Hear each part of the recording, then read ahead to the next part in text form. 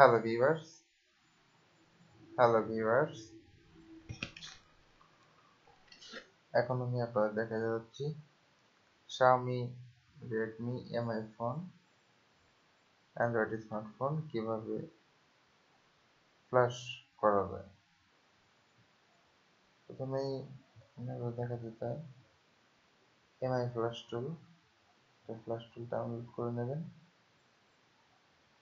Internet থেকে। Download করার পর ফোনটা সুইচ অফ করে,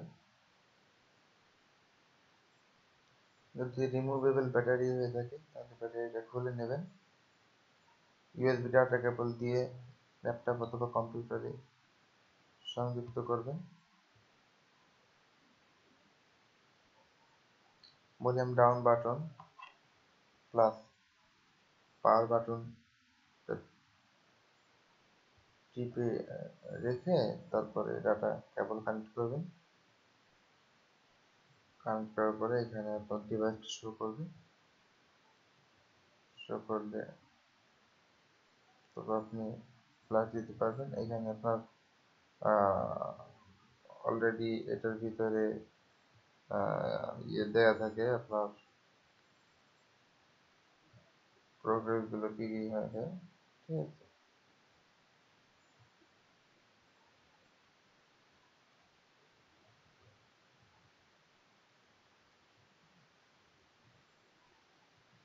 এখানে অ্যাডভান্সের ভিতরে আপনি দেখতে পাবেন আপনার বোর্ড ইমেজ দেওয়া আছে, ঠিক আছে।